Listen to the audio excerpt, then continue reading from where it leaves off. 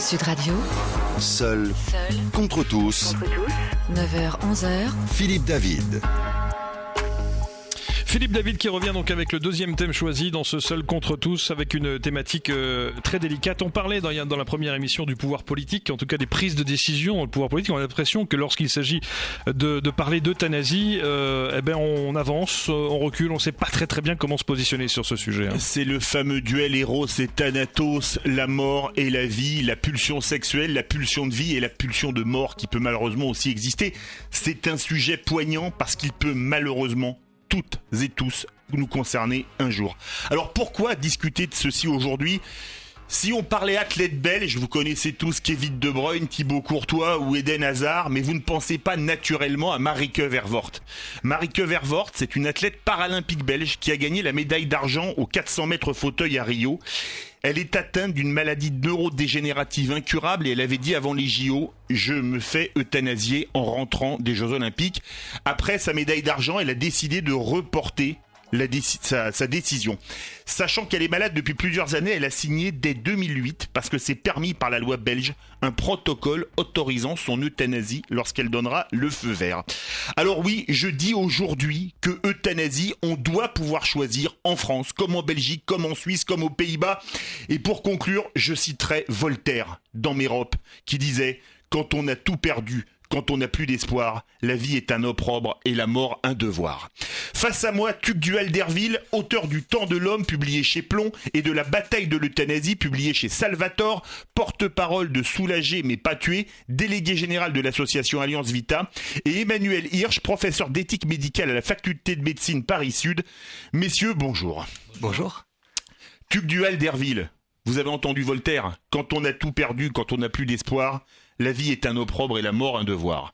Belle parole philosophique, non ? Oui, très belle. Et j'aime aussi beaucoup La Fontaine qui, en revenant au réel d'une certaine manière, avec la mort et le bûcheron, montre que celui qui appelle la mort, quand elle vient, souvent, a une pulsion de vie beaucoup plus forte encore. Et j'en ai eu les témoignages auprès de personnes en fin de vie qui avaient demandé qu'au moment de la fin, ils puissent être euthanasiés et qui, au moment justement où les gens commençaient à penser à les euthanasier, eh bien, découvraient qu'ils avaient encore envie de vivre. Et je pense à ce monsieur du 4e âge que ses enfants en Belgique avaient d'une certaine manière convaincu d'accepter l'euthanasie, et son médecin a raconté qu'ensuite, dans le dernier entretien, il a dit « Docteur, est-ce que vous croyez que je peux vivre encore un peu ?»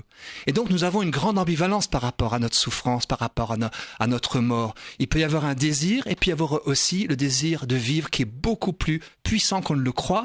Quand on est en bonne santé, souvent cette euthanasie paraît comme la solution de libération, surtout pour les autres. Et puis même cet athlète dont vous avez parlé, moi Marieke Vervoort. Oui, j'ai été très frappé de cela, de cette culture au fond qui est admirable de la performance. Mais par quoi est-ce que nous valons ? Par quoi vaut-elle ? Elle ne vaut pas par sa médaille d'argent aux 400 mètres, même si c'est le signe d'un courage. C'est quand même une belle récompense. C'est magnifique. J'en suis admiratif. Et vraiment, en plus, j'ai fait de l'athlétisme et j'imagine ce que c'est que la souffrance d'un 400 mètres qui en plus lui fait passer d'autres souffrances. Mais à partir du moment où le message c'est je vais mourir après cette médaille, qu'est-ce que ça envoie comme signe à toutes les personnes vulnérables et qui ne pourront jamais courir des 400 mètres, y compris celles qui sont dépendantes. Et il ne faudrait pas que le modèle de la personne touchée par le handicap soit le modèle d'une personne qui gagne une médaille et qui meurt derrière. D'ailleurs, elle a dit, et c'est très beau, elle a dit, mais j'ai encore des moments à passer avec ma famille, des moments positifs. Donc, elle est revenue sur cette annonce qui était, à mes yeux, assez effrayante comme signe annoncé, y compris aux personnes vulnérables qui nous entendent, eh bien, nos vies ne vaudraient la peine d'être vécues parce que nous faisons. Et moi, je crois que nos vies, la vôtre, la mienne, celle de ceux qui nous écoutent, vaut parce que nous sommes, et y compris en admettant, en accueillant cette lourde vulnérabilité. Je suis ami de Philippe Pozzo di Borgo, vous savez, qui était l'origine du film Intouchable. Qui, suite à un accident de parapente, est devenu tétraplégique. Donc lui ne courra jamais de 400 mètres. Il n'est sensible que de la tête. Et il nous dit, venez, rencontrez-moi, je suis intouchable, je ne suis pas présentable à bien des égards. Touchez-moi, nous dit-il, et vous vous réconcilierez avec votre part de vulnérabilité. Parce que nous sommes tous extrêmement vulnérables et dépendants les uns des autres. Et à partir du moment où c'est la promotion d'une sorte d'autonomie absolue qui se répand, ça devient une société individualiste et finalement avec un très grand risque d'égoïsme qui méprise les faibles. Emmanuel Hirsch, bonjour. Bonjour. Vous êtes professeur d'éthique médicale et auteur du livre Mort par sédation, une nouvelle éthique du bien mourir, publié chez RS. Vous avez entendu Voltaire dans Mérope, Quelle belle citation quand même. Mais Quand la Philippe, vie est un opprobre et la mort un devoir. Vous savez, Philippe David, c'est facile de parler de l'euthanasie, de la vie, de la mort, quand on est dans un confortable studio à Sud Radio. Il se fait qu'au quotidien, Confortable, je le confirme.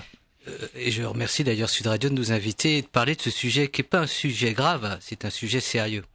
Et je trouve qu'aujourd'hui, quand vous allez à l'hôpital, vous voyez des gens qui luttent au quotidien, avec beaucoup de valeurs morales pour leur vie, qui se font une haute opinion de ce qu'est la dignité humaine. Je remets pas en cause la position de cette athlète, c'est-à-dire elle a une certaine conception de sa dignité, des performances, elle s'est fixé des objectifs, un cadre. Mais c'est pas pour moi un modèle.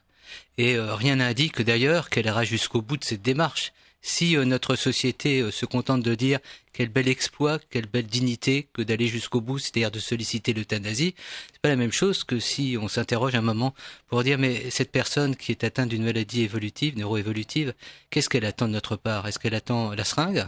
Ou est-ce qu'elle attend la considération, la sollicitude, et qu'on donne du sens à ce qu'elle vit au-delà de son exploit? Pour moi, l'exploit, pour nous, c'est que la société permette à ces personnes de trouver une place. Et si vous interrogez ces situations, je ne parle pas du cas d'espèce que vous avez évoqué, quand une personne revendique l'euthanasie, c'est un défi qu'elle lance à la société. Et pour moi, la réponse, c'est pas de dire on va pousser la seringue, c'est de dire mais quel type de réponse, quel type d'assistance. Sudgad Derville a parlé de vulnérabilité. Jamais on n'a été dans une société aussi vulnérable, avec toutes ces personnes dans la solitude, dans des maladies chroniques au long cours, dans des maladies évolutives. La médecine peut, comme jamais, prolonger des existences humaines, mais à quel prix moral? C'est terrible. C'est pour ça que la vraie question, Philippe David, c'est quel type de solidarité vis-à-vis des personnes qui sont de plus en plus âgées, quelquefois de plus en plus dépendantes, comment une société se mobilise au niveau de valeurs. Et pour moi, la mobilisation, c'est pas une loi favorable à l'euthanasie. Vous avez 3 pays au niveau européen, le Benelux, qui ont dépénalisé l'euthanasie. Enfin, la Belgique, le Luxembourg, et on peut compter la Suisse dans l'Europe, même si elle n'est pas de l'Union européenne. Les Pays-Bas, la Belgique, et puis ensuite le Luxembourg, c'est les 3 pays. Et ensuite, donc la Suisse aussi. Non, la Suisse, c'est autre chose, c'est le suicide assisté. C'est dans un autre contexte. Mais nous, en France, et je termine sur ce point, parce que l'intéressant, c'est de dialoguer, on a une loi depuis... C'est le but de l'émission. Voilà. On a une loi depuis le 2 février 2016, qui est une loi de la compromission. C'est-à-dire, on avait une loi de référence en France, la loi de 2005, que vous auditeurs connaissent, qui était la loi Leonetti du 22 avril 2005, qui fixait un certain nombre de cas. On est contre l'acharnement thérapeutique. On doit écouter la personne qui souffre et apporter une réponse à sa souffrance ou à sa douleur, y compris quand ça précipite le moment de sa mort, c'est-à-dire si on abrège son existence. Et là, on ne va pas rentrer dans la technique. Depuis le 2 février, on a une loi sur la sédation profonde et continue, c'est-à-dire une personne comme cette athlète qui serait en France aujourd'hui, qui demanderait à bénéficier d'une sédation profonde et continue, pour pas dire d'une euthanasie, est aujourd'hui recevable par rapport à une équipe médicale. Alors, expliquez-nous ce qu'est la sédation profonde et continue. Dans la loi Leonetti, et tous les gens de 2005, tous les gens qui font des soins palliatifs savent que quand il y a des douleurs, non pas uniquement des douleurs physiques, mais des souffrances morales, qui souvent vont de pair, c'est souvent très très complémentaire, mais une douleur n'est pas une souffrance, et la souffrance peut aussi justifier d'attention. Bref, quand ces gens sont dans ces situations, mais également en réanimation, quand quelqu'un a eu un grand accident, on le sédate, c'est-à-dire on l'endort, et on attend un certain temps. D'ailleurs, en soins palliatifs, on endort d'une manière très séquentielle la personne, de façon à maintenir une relation d'une manière proportionnée.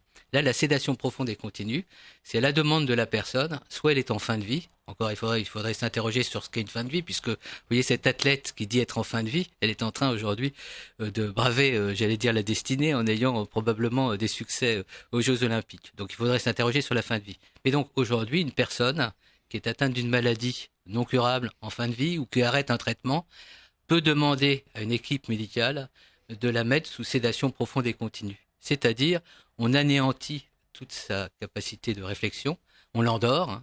Comme le dit Jean Leonetti, un des parlementaires qui a fait que cette loi existe, la personne meurt endormie. C'est-à-dire en quelques heures, la personne s'apaisera et mourra en quelque sorte sur une décision qui est sa décision et que les médecins mettront en œuvre. Et la vraie question qui se pose, paisiblement, personne n'est revenu pour nous dire si on est paisible quand on a une sédation profonde et continue, et c'est vraiment une énigme. Mais tout ça pour dire que les choses ont évolué et que la France a aujourd'hui une loi qui, d'une certaine manière, n'est pas défavorable à ce que pourrait être la demande de cet athlète tel que vous l'avez exprimé. Voilà donc un sujet qui risque de faire réagir. Si vous le souhaitez, 0826 300 300 sudradio.fr, partagez-vous la prise de position de Philippe David qui affirme euthanasie, oui, on doit pouvoir choisir. Écrasante majorité dans les votes, sudradio.fr, Claire. Ouais, vous êtes presque à l'unanimité, d'accord avec Philippe. 83% d'accord, 17% pas d'accord. Et j'ai eu également des réactions sur Twitter de Lélé. Oui, je suis pour l'euthanasie parce que lorsque l'on est à l'écoute et que c'est la dernière volonté de son patient qui est à bout, c'est l'aider. Et Sylvain dit, tuer n'a jamais été et ne sera jamais un acte de soin médical digne. L'euthanasie est moralement et humainement indéfendable. Sudradio.fr 0826 300 300, on vous attend, à tout de suite. Sud Radio, Seul contre tous. 9h-11h, Philippe David. Un peu plus de 10h15, les invités de Philippe David pour ce deuxième sujet sur l'euthanasie. C'est Duc Duhal d'Herville qui est entre autres porte-parole de Soulager mais pas tuer, délégué général de l'association Alliance Vita. Et puis Emmanuel Hirsch, bien sûr, professeur d'éthique médicale, faculté de médecine, Université Paris-Sud, et auteur de Mort par sédation, c'est aux éditions RS. Voilà, invité pour parler donc de cette thématique et cette prise de position là encore, car vous l'affirmez, euthanasie, on doit pouvoir choisir. Philippe, c'est du vécu. Mais bien sûr qu'on doit pouvoir choisir. Alors, je voudrais vous faire rebondir sur ce cas Marieke Vervoort, parce que c'est elle dont on parle en ce moment.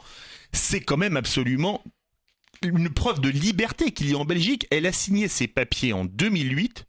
Elle dit « J'ai eu ma médaille d'argent, je voulais mourir avant, je ne veux pas mourir. Notre vie, elle nous appartient. Elle appartient à personne d'autre. » Duc Duhal d'Herville. C'est plus compliqué, je crois, parce que c'est vrai que, comme chacun, je suis très soucieux de la liberté, de ma liberté, et puis je vois aussi que je suis dépendant des autres, que les choix que je pose touchent mes proches. Chacun d'entre nous avons été touchés par la mort de quelqu'un. Quand c'est une mort par suicide, par exemple, quelle violence cela nous fait ?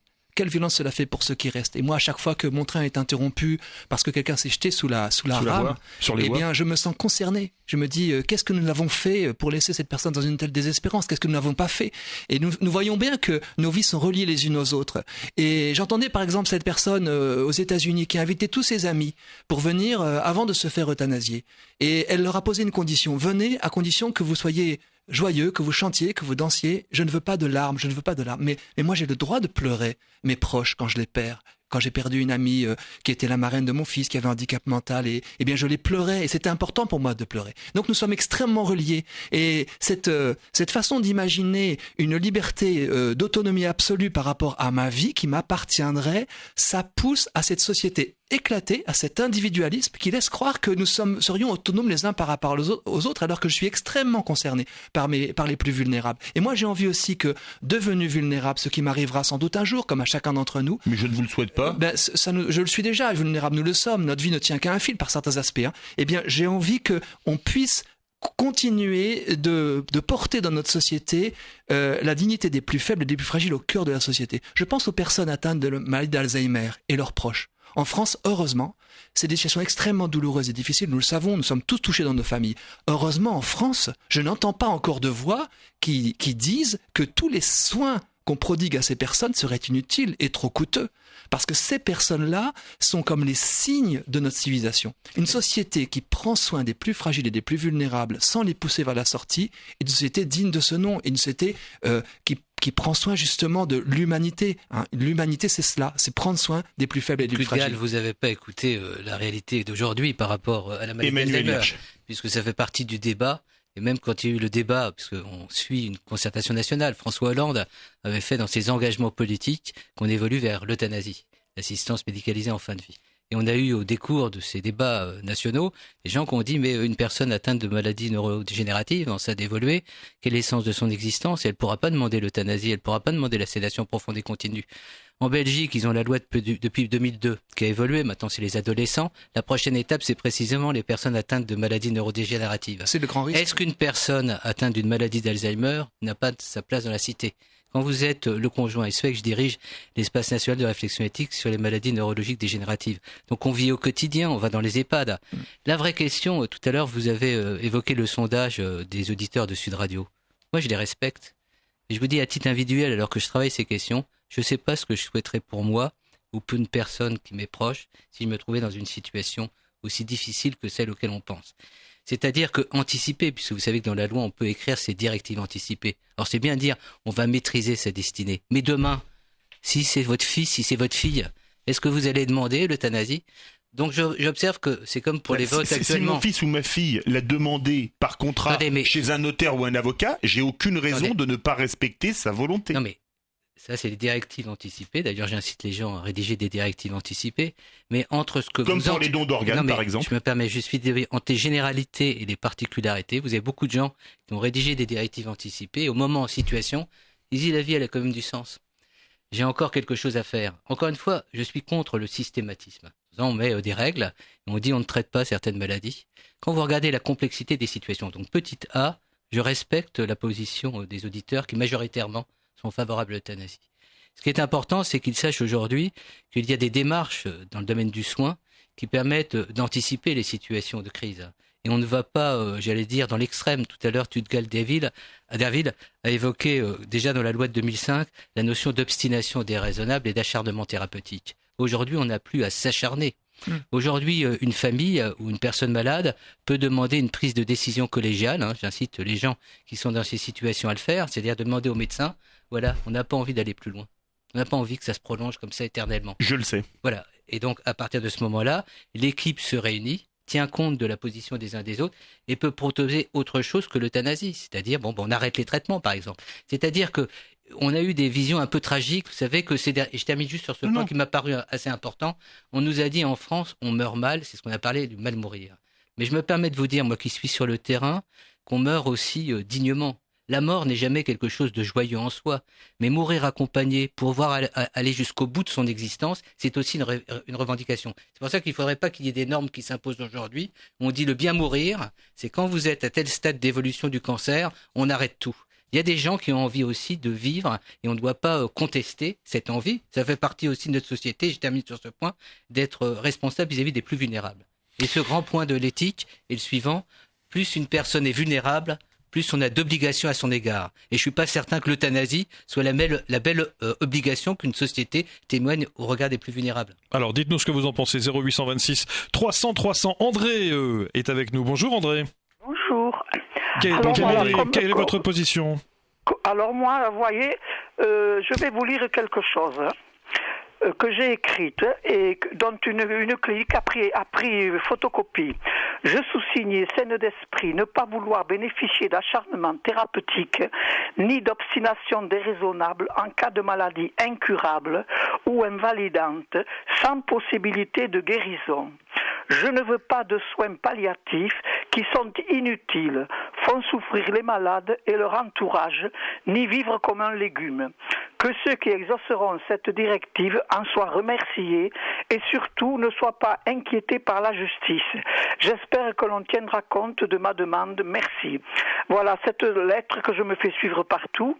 Quand j'ai été hospitalisé, la clinique où j'étais en a pris une photocopie. Parce que chez moi, j'ai eu des parents malades.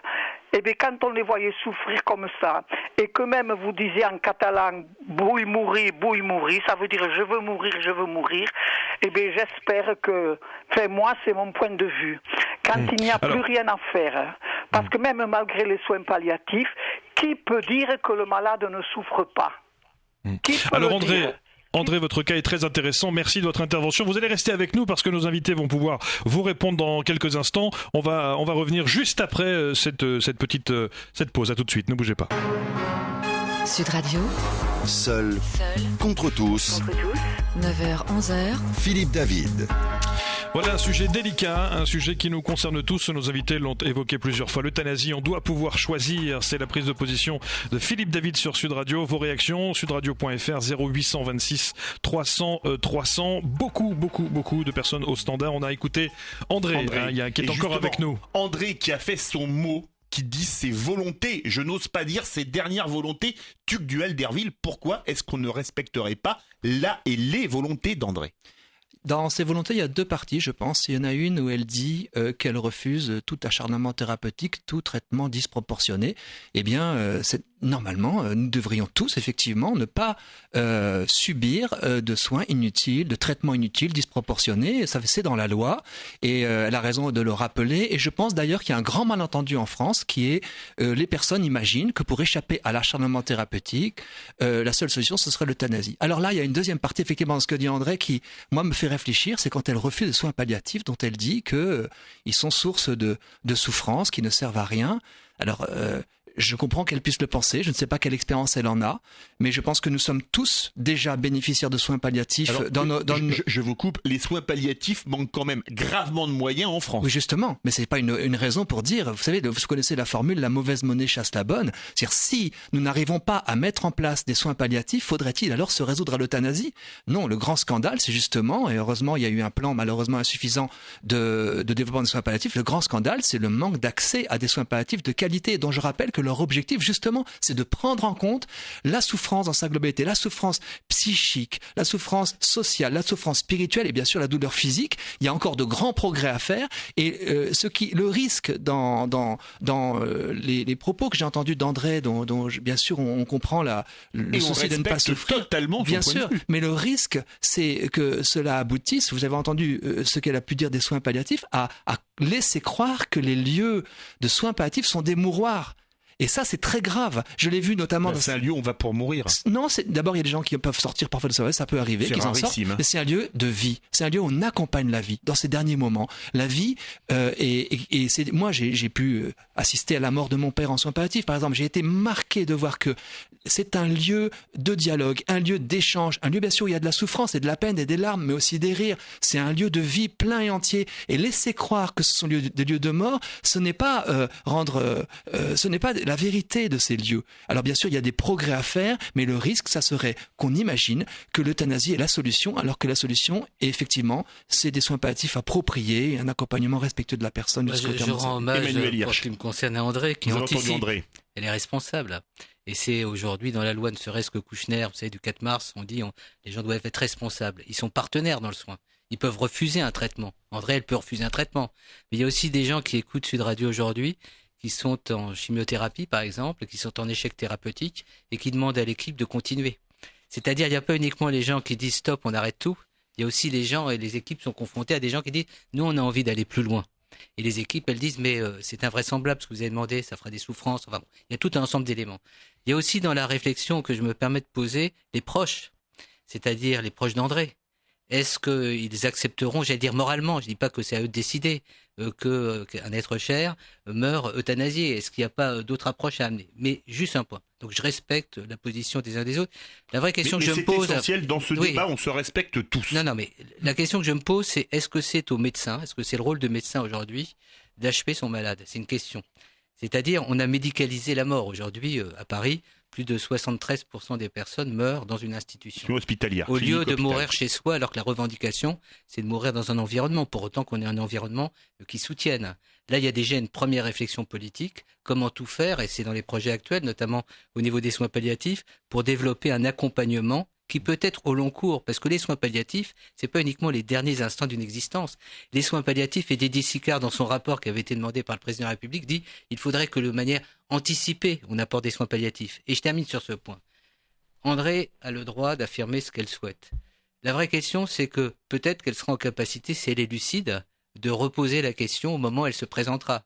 La vraie question, c'est si elle écrit ses directives anticipées et qu'elle n'est plus en capacité, au moment où la décision doit être prise, de donner son point de vue. Non, mais je me permets de vous dire, vous avez donc dans la loi la possibilité aussi de désigner une personne de confiance. Voilà ce que je veux dire. C'est-à-dire la deuxième sécurité, donc vous rédigez vos directives anticipées, comme elle l'a fait, elle l'a déposé dans son dossier médical qui va l'accompagner. Et le deuxième point, c'est vous désigner une personne de confiance qui, au moment où ça se présentera, si vous n'êtes pas en capacité de vous exprimer, dira quel était votre point de vue. Donc tout ça pour dire qu'on a beaucoup évolué au niveau de la loi française pour respecter le droit des personnes si elles considèrent qu'à un moment donné, on doit arrêter tout. Mais c'est pas l'euthanasie, à mon avis, qui est l'arrêt le meilleur, quoi. 10h32, Anne, bonjour.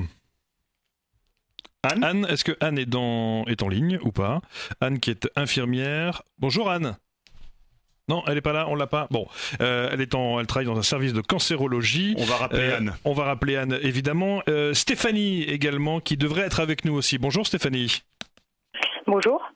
Merci d'être là sur Sud Radio. Cette thématique sur l'euthanasie, est-ce que vous prenez position sur, par rapport à ce que disait Philippe David, on doit pouvoir choisir, vous êtes d'accord ou pas ? Alors moi, ça me fait peur. En fait, j'ai peur. J'ai peur avec cette nouvelle loi parce que j'ai l'impression que justement, je ne vais rien choisir. J'ai l'impression que de fait, demain, aujourd'hui, tout va très bien pour moi. Demain, je peux très bien devenir extrêmement vulnérable, un accident de voiture, un AVC, une crise cardiaque, voilà. Et donc, à partir du moment où je serai extrêmement vulnérable, est-ce que je vais trouver quelqu'un qui va, dans ce contexte où on peut me sédater pour, soi-disant, mon confort et pour qu'on en finisse vite, est-ce que je vais trouver quelqu'un qui va me tenir la main jusqu'au bout de ma vie ? Moi, j'ai peur pour ma vie, pour la vie de tous ceux qui sont vulnérables, et aussi pour l'engagement de cette société qui ne va plus se faire au service de l'accompagnement de la vie de la personne, parce que ça va devenir facile de sédater, ça va devenir facile d'en finir plus vite, alors sous des grands mots c'est le confort de la personne, c'est la liberté de la personne, mais la liberté de la personne qui choisit de mourir, eh bien, elle affecte quand même la liberté de ceux qui sont autour d'elle, de l'aimer ou d'être peiné ou d'être ou voire d'être choqué. Moi, j'ai peur. Moi, j'ai peur pour moi, et j'ai peur surtout, pas pour l'instant pour moi, mais pour toutes les personnes qui sont en situation d'extrême vulnérabilité. Voilà. Mais Stéphanie, je voudrais vous faire réagir sur un point. Moi, je propose pas l'euthanasie pour tous. Évidemment que non. Je propose que ce soit un principe de liberté qu'une personne. Vous voyez, c'est même pas une question de gros sous, parce que évidemment, des malades, ça coûte cher, notamment en soins palliatifs, notamment les chimiothérapies qui coûtent très cher.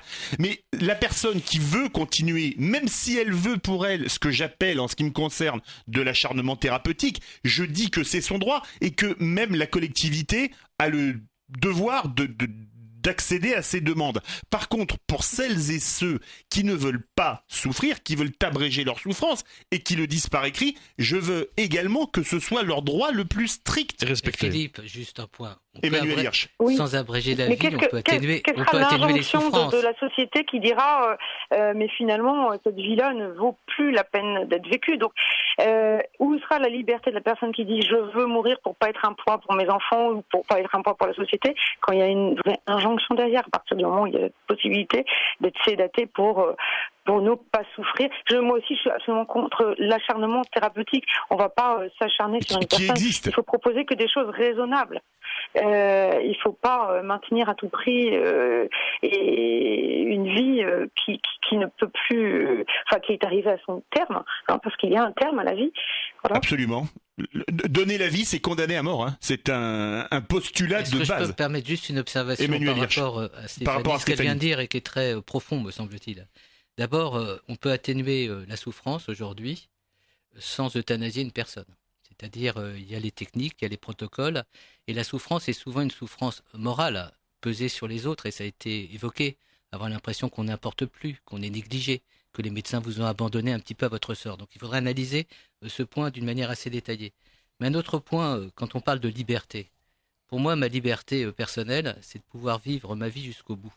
Et je ne suis pas certain que, à part dans les grands mots philosophiques, la liberté c'est de mourir, considérer que la mort est préférable à la vie, m'interroge sur ce qui est devenu ma vie pour qu'on considère que l'anéantir est préférable à la continuer. Donc la vraie question pour moi, Philippe, c'est une question aussi politique. C'est-à-dire on est une société de plus en plus vulnérable, on a les laissés pour compte de l'économie aujourd'hui, qui sont par exemple sans emploi et qui se posent la question sur est-ce que ma vie est digne d'être vécue ? Et très rapidement, on pourrait se dire effectivement, est-ce que c'est pas un coût exorbitant ? Chômage qui cause des suicides. Regardez les gens dans la rue qui meurent aussi parce qu'ils sont dans la rue. On a les personnes malades atteintes de maladies chroniques. Le bénéfice des avancées thérapeutiques, c'est qu'aujourd'hui, on arrive à prolonger des existences. On a parlé de la maladie d'Alzheimer, c'est quelquefois 12-13 ans de vie avec une évolution, mais aussi de la vie, de la relation, du plaisir, les petits bonheurs du quotidien.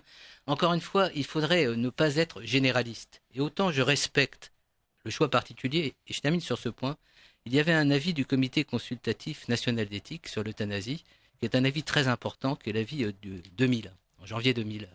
Et dans cet avis 63, on parlait de la notion d'exception. Et donc, ça n'a pas été repris par la suite, mais ces situations exceptionnelles, autant je suis pour une prise en compte de la situation exceptionnelle d'une personne dans le huis clos d'une relation de soins, autant je suis contre une législation sur ce sujet qui systématiserait. Et regardez un point, vous n'avez pas de proches pour dire mais il avait envie de vivre, c'était un battant, etc. On mettra une croix très très rapidement en disant certainement qu'elle n'aurait pas voulu venir. Regardez les EHPAD aujourd'hui, les établissements d'hébergement pour personnes âgées dépendantes. Vous avez des soignants qui au quotidien, des familles qui font tout pour donner du sens, pour arracher du sens encore à la vie, et la vie est au rendez-vous. Donc il ne faudrait pas donner comme modèle aujourd'hui l'euthanasie comme norme sociale. Encore une fois, c'est une approche au cas par cas. Et un dernier point du dernier point, vous savez, vous avez un livre remarquable qui m'a beaucoup impressionné de Noël Châtelet, qui raconte la mort de sa mère qui s'est donné la mort. Et c'est une personne très digne, très intellectuelle, mais elle s'est donné la mort. Solliciter d'une équipe médicale qu'on euthanasie, par exemple, telle et telle personne, me semble pour moi très contradictoire avec les valeurs du soin. Je ne dis pas que je suis pour l'obstination déraisonnable, mais c'est une question que je voulais poser. Tugdual d'Herville, sur ce qu'a dit Stéphanie, quelle est votre réaction ? Mais moi, je pense qu'au fond, quitte à être radical et en respectant vraiment, j'ai entendu les sondages d'opinion, puis ils ne datent pas d'hier, hein, je pense que là, il y a une ligne rouge à ne pas franchir, voyez, le passage à l'acte, le fait de donner la mort à autrui. À partir du moment où on franchit cette ligne rouge, le problème devient, et il est déjà, culturel. Quelle est la culture de notre société par rapport à la vie et à la mort ? Est-ce que c'est d'accompagner dans la vue les gens dans leur vulnérabilité, de leur donner, de les regarder toujours comme dignes d'être soignés et d'être aimés, ou est-ce que c'est considérer qu'il y a des personnes dont la vie ne vaut plus la peine d'être vécue ? Et à ce moment-là, mais il peut y avoir des vies qui ne valent plus la peine d'être vécues. Eh ben, je ne suis pas sûr, non, justement. J'ai entendu des mots comme le mot légume, par exemple, qui me choquent beaucoup parce que j'entends ce mot, mais moi je vois devant moi une personne humaine, vivante, dans sa très grande dépendance, qui a d'autant plus besoin de considération et de présence. Et dans les pays qui ont, vous les avez cités, légalisé l'euthanasie, on aperçoit que ça a ouvert la boîte de Pandore et que désormais c'est beaucoup, notamment de femmes déprimées, qui reçoivent l'euthanasie en Belgique. Quel est le sens d'une société où des gens sont euthanasiés alors qu'elles sont dans une phase de dépression ? C'est désormais des enfants, c'est des personnes qui se font euthanasier ensemble parfois, des couples qui se font euthanasier ensemble. Et je sais bien à quel point quand on aime quelqu'un, eh bien on est dans la grande douleur, dans le veuvage ou la séparation, dans la perte de l'être cher. Mais à partir du moment où une société cautionne des passages à l'acte de couples ensemble, vous voyez, c'est tout un pan de société qui aboutit finalement à accepter qu'on donne la mort à autrui. Et je pense que là, il y a une ligne rouge à ne pas franchir. En le disant, j'assume cette radicalité d'un point de vue, parce que je crois que c'est là que la créativité des soins palliatifs, la créativité de nos actions humanitaires, et je dirais même la créativité de l'amour s'exerce. Quand justement on sait qu'on ne va pas passer à l'acte, on est protégé par cet interdit de tuer, qui est fondateur pour moi d'une civilisation de solidarité. 0826 300 300, on a retrouvé Anne, elle revient dans un instant, à tout de suite. Sud Radio. Seul contre tous. Seul contre tous.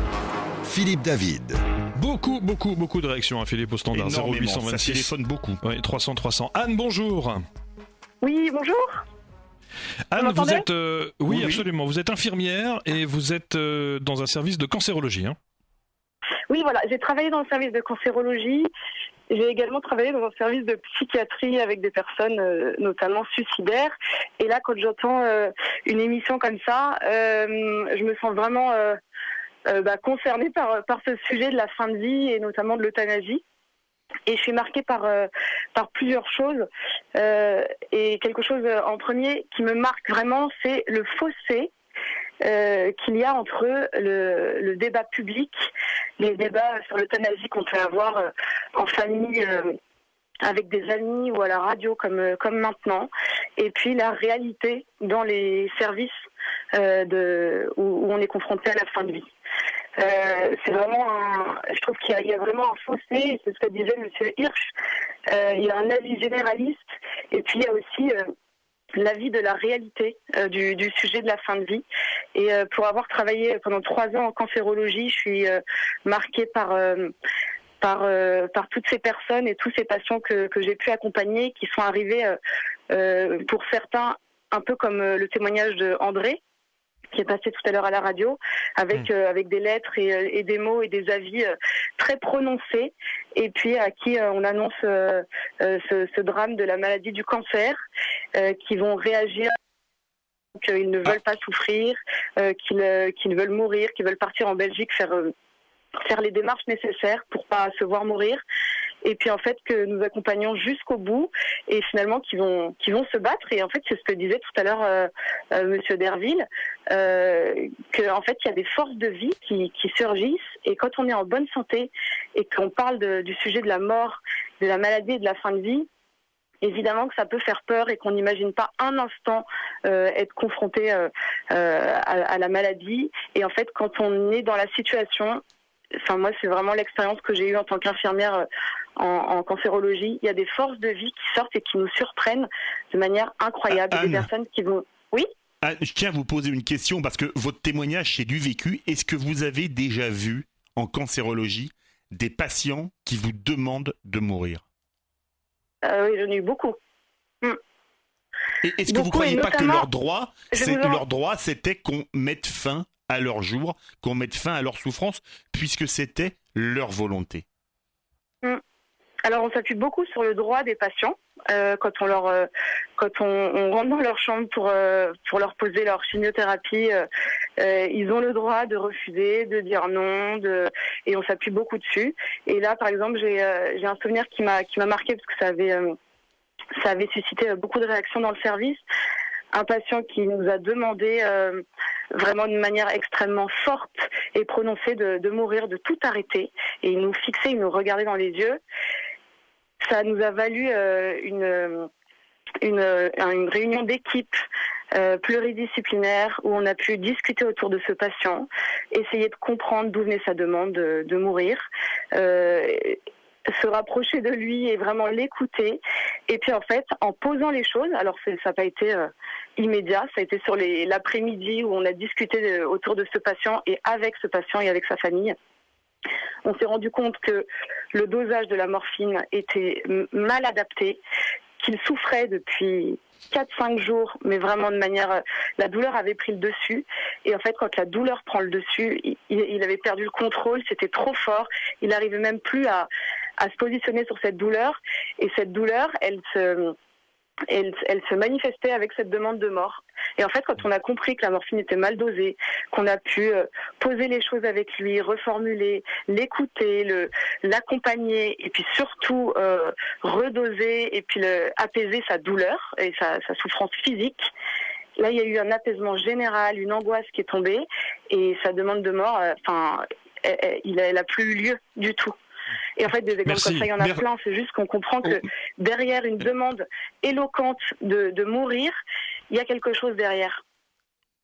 Merci infiniment, Merci Anne. beaucoup, Anne, de ce témoignage. On va Tugdual Derville, une réaction brève sur ce qu'a dit Anne. Ben oui, je suis frappé de voir. Infirmière en cancérologie. Oui, je suis frappé de voir que, y compris dans les situations qu'on connaît, les ressorts intérieurs de la personne sont toujours assez mystérieux. Moi, je plaide vraiment pour faire le pari de la dignité des plus fragiles, parce que je pense que c'est le seul moyen pour nous réconcilier, nous, avec notre part de vulnérabilité. Vous voyez, on a évoqué des sujets très, très délicats, la nudité, le sentiment d'indignité. Mais il faut... C'est très important que notre société, je l'appelle de mes voeux, et j'essaie de le faire moi-même dans mes actions personnelles, montre aux personnes les plus fragiles qu'elles ont toute leur place au cœur de la société, et y compris celles dont on a du mal à considérer qu'elles sont des personnes humaines respectables, parce que c'est l'enjeu de civilisation aujourd'hui. Emmanuel Hirsch, une réaction courte sur ce qu'a dit Anne. Toute mon admiration à Anne et aux soignants qui sont au quotidien, aussi bien d'ailleurs dans les EHPAD qu'on a évoqué avec la situation complexe des personnes atteintes de maladies neurodégénératives, mais des situations comme la cancérologie ou les maladies évolutives. Vous voyez, ce qui me frappe, on est parti sur le cas de cet athlète qui a une maladie neuroévolutive. Quand une maladie évolue, à juste titre, on se dit jusqu'où on acceptera d'être diminué dans nos capacités intellectuelles, dans nos capacités relationnelles. Et quand on voit, vous savez, l'échéancier comme ça se rapprocher, quand on voit qu'il y a de moins en moins de sable, qu'il y a de moins en moins de plaisir, qu'il y a de moins en moins de goût à la vie, que ce à quoi on était attaché est altéré par une maladie inexorable, qu'il n'y a pas de traitement, j'arrive à comprendre qu'on se pose ces questions. Bien sûr. Et j'arrive aussi à comprendre que la société doit se poser ces questions. Quel type de réponse apporter ? Et je ne suis pas pour masquer la réalité. Je pense que d'abord, il faut apporter la solidarité, des vraies réponses aussi. On est en période électorale en termes d'accompagnement des personnes, c'est-à-dire quand vous êtes au domicile, quel type d'accompagnement, quel type de soutien social, toutes ces questions sont des questions politiques. Oui, parce qu'on est souvent désemparés devant la situation. In fine, c'est ce qu'a dit Anne. Quand vous êtes dans un contexte qui est favorable, il y a moins de demandes qu'on ne le pense a priori quand on est extérieur. C'est pas pour autant que la question ne se pose pas. Et encore une fois, je pense que la réponse doit être une réponse graduée au cas par cas. Et de dire à la personne, le jour où ça se présentera, on en parlera. Et un dernier point qui me semble important. On a parlé de tellement d'affaires, on a parlé de Vincent Lambert, etc. Mais au quotidien, Est-ce que vous entendez dans l'actualité qu'il y a des situations aussi délicates, aussi dramatiques, que les gens se les représentent? Ça se passe normalement. Et vous avez de moins en moins d'équipes qui sont pour l'acharnement thérapeutique. Vous avez de plus en plus d'équipes qui se posent des questions parce que c'est des individus comme chacun d'entre nous, qui ont des pères, des mères, qui ont aussi des familles et qui sont confrontés à ces questions. Donc il ne faut pas mettre d'un côté des professionnels obstinés et une société qui aurait des vérités. Et je défie les politiques d'aborder ces questions autrement que d'une manière soit idéologique, soit démagogique. On a eu une concertation qui a été une concertation politique qui aboutit à un scandale, c'est-à-dire une loi qui est encore une loi, j'allais dire, beaucoup plus désarticulée par rapport à ce que les gens attendaient. La loi de 2005 était une bonne loi, là on loi invraisemblable, où on ne savait plus d'une certaine manière si on se situe du côté de l'euthanasie ou du soin jusqu'au bout. C'est flou. Allez, 0826 300 300, dernière partie de ce seul contre tous, et un petit point sondage clair sur sudradio.fr. Euthanasie, on doit pouvoir choisir. Où en sommes-nous ? Hop là, avec le micro. Alors visiblement on n'est pas le micro, donc je vais le dire. 79%, hein, c'est ça, à être d'accord avec Philippe. Vous continuez à voter, il nous reste quelques minutes. On revient dans un instant, la dernière partie de Seul contre tous sur Sud Radio avec Philippe David. À tout de suite. Sud Radio, Seul contre tous. 9h-11h, Philippe David.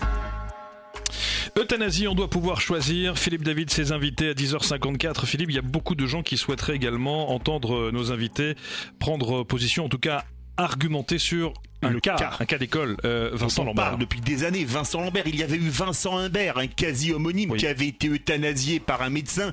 Un jeune homme en pleine vie, pompier sportif, qui était devenu très gravement handicapé suite à un accident de voiture.